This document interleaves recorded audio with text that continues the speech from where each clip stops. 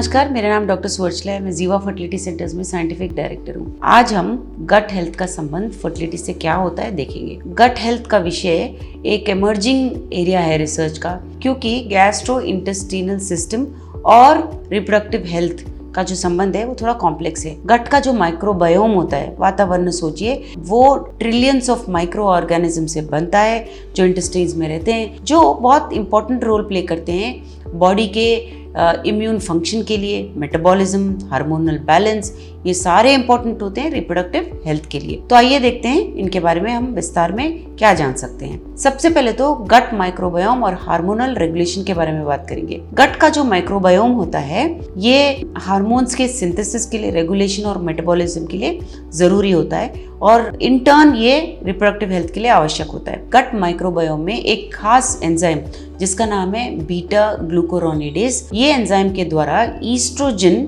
Modulate होता है reabsorption के लिए।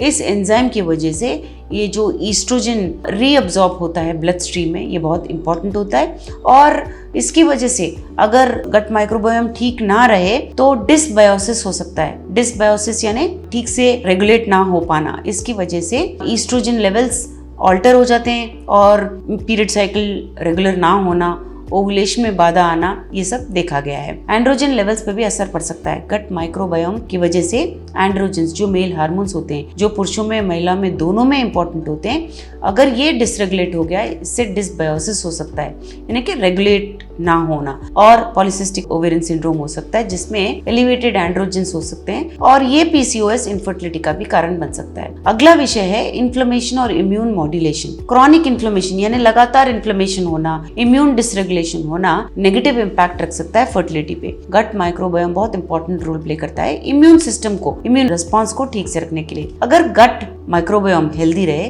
तो एक बैलेंस्ड इम्यून रिस्पॉन्स होता है जिसकी वजह से इन्फ्लेमेशन नहीं होने के आसार ज्यादा होते हैं और उससे रिप्रोडक्टिव टिश्यूज भी ठीक से काम कर सकते हैं। जैसे कि उदाहरण के लिए कुछ प्रॉब्लम्स में देखते हैं कि कहाँ इन्फ्लेमेशन की वजह से समस्या हो सकती है। एंडोमेट्रियोसिस जिसमें क्रॉनिक इन्फ्लेमेशन होता है, इसकी वजह से इनफर्टिलिटी हो सकता है। और अगर आपका गट हेल्थ अच्छा ना हो, हेल्दी माइक्रोबायोम ना हो, तो ये समस्या एग्रेवेट यानी ज्यादा हो सकता है। कुछ ऐसे ऑटो इम्यून कंडीशंस भी हैं जो फर्टिलिटी पे असर दिखाते हैं, जैसे कि ऑटो इम्यून थायराइडाइटिस, ये गट हेल्थ की वजह से इफेक्ट हो सकता है। गट माइक्रोबायोम अगर अच्छा ना हो तो ये इंटेस्टिनल लाइनिंग से, इंटेस्टाइन का जो लाइनिंग होता है उससे परमिएट हो जाता है, जिसकी वजह से एंटीजेंस भी ब्लड स्ट्रीम्स में बहने लगते हैं और ऑटो इम्यून रिस्पॉन्स ट्रिगर होता है, जिसके कारण इनफर्टिलिटी पे असर पड़ सकता है। अगला है न्यूट्रिएंट अब्जॉर्प्शन और मेटाबॉलिज्म।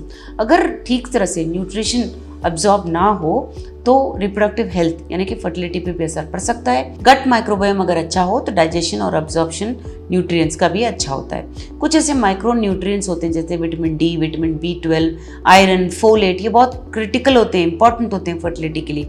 गट माइक्रोबायोम अगर अच्छा रहे तो ये सारे माइक्रो न्यूट्रिएंट्स ठीक तरह से अब्जॉर्ब होते हैं। जैसे कि गट बैक्टीरिया अगर अच्छा हो तो विटामिन B ठीक से अब्जॉर्ब होता है और ये विटामिन B जो है DNA सिंथेसिस के लिए, रिपेयर के लिए और स्पर्म्स और एग्स के डेवलपमेंट के लिए बहुत इंपॉर्टेंट होते हैं। आगे तैयार होने वाले एम्ब्रियोज के डेवलपमेंट के लिए भी ये विटामिन्स जो हैं बहुत इंपॉर्टेंट होते हैं। मेटाबॉलिक हेल्थ पे भी गट माइक्रोबायोम का इन्फ्लुएंस होता है, जैसे कि insulin sensitivity, body weight regulation. Dysbiosis अगर हो, यानी कि अगर ये गट माइक्रोबायोम ठीक ना हो तो मेटाबॉलिक डिसऑर्डर्स जैसे कि ओबेसिटी होना, डायबिटीज होना, ये सब देखा गया है और इसका असर फर्टिलिटी पे पड़ते हुए देखा गया है। गट हेल्थ का ब्रेन और स्ट्रेस रिलेटेड रिस्पॉन्स पे भी असर देखा गया है। जो गट ब्रेन एक्सिस है ये बाई डायरेक्शनल कम्युनिकेशन है। गट यानी कि इंटेस्टाइन्स और ब्रेन के बीच में न्यूरल, हार्मोनल, इम्यून पाथवेज के द्वारा ये चलता है और इसके कारण स्ट्रेस और इनफर्टिलिटी भी हो सकता है। गट माइक्रोबायोम जो है हाइपोथैलेमिक पिट्यूटरी एड्रेनलिन एक्सिस पे असर दिखाता है, जिसकी वजह से स्ट्रेस रेस्पॉन्सेस पे असर पड़ सकता है। क्रॉनिक स्ट्रेस की वजह से कॉर्टिसोल लेवल्स एलिवेट हो जाते हैं, जिसकी वजह से रिप्रोडक्टिव हार्मोन्स डिसरप्ट होते हैं और इस कारण मेंस्ट्रुअल साइकिल्स इरेगुलर होना, महिलाओं में, पुरुषों में स्पर्म क्वालिटी कम हो जाना भी देखा गया है। अगर गट हेल्थ हेल्दी हो तो स्ट्रेस रिस्पॉन्स भी अच्छा होता है, जिसकी वजह से रिप्रोडक्टिव आउटकम्स अच्छे होते हैं। एक और मुख्य विषय, अगर गट माइक्रोबायोम अच्छा हो तो वजाइनल माइक्रोबायोम भी अच्छा होता है। महिलाओं में वजाइनल माइक्रोबायोम अच्छा रहने के कारण इन्फेक्शंस का रिस्क कम रहता है और रिप्रोडक्टिव ऑर्गन्स में इन्फेक्शंस कम होने के कारण फर्टिलिटी अच्छा रहता है। स्पेशली लैक्टोबैसिलस स्पीसीज अगर अच्छा रहे तो लो रिस्क रहता है इन्फेक्शंस का। डिस्बायोसिस अगर ये रेगुलेशन अच्छा ना हो तो वजाइनल माइक्रोबायोम में भी असर पड़ सकता है, जिसके कारण इंक्रीज्ड बैक्टीरियल इन्फेक्शंस होने के चांसेस होते हैं और इनफर्टिलिटी भी हो सकता है। सो आप इसको इम्प्रूव कैसे कर सकते हो? डाइट के द्वारा, प्रोबायोटिक्स द्वारा, प्रीबायोटिक्स द्वारा और लाइफस्टाइल चेंजेस द्वारा। डाइट में आप अगर fibre, whole food, plant based nutrients जैसे कि हरी पत्ती, फ्रूट्स वगैरह इंक्लूड करेंगे तो आपकी हेल्थ के लिए अच्छा होगा। प्रोसेस्ड फूड और शुगर्स अगर आप कंट्रोल करोगे तो भी ये डिसबायोसिस कम हो सकता है।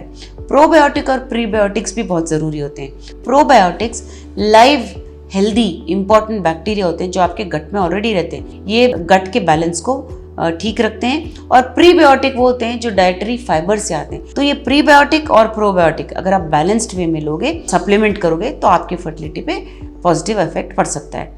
रेगुलर एक्सरसाइज, ठीक तरह से सोना, स्ट्रेस मैनेजमेंट भी बहुत ज़रूरी होता है, जिससे आपका गट हेल्थ अच्छा रहने के कारण ओवरऑल वेलबींग भी अच्छा रहता है। सो गट हेल्थ और फर्टिलिटी का संबंध है, मल्टीफेसेटेड है, मतलब बहुत तरह से ये दोनों अपने आप में संबंधित हैं। लेकिन hormone regulation, immune modulation, nutrient absorption, metabolic health most important चीज़ें हैं।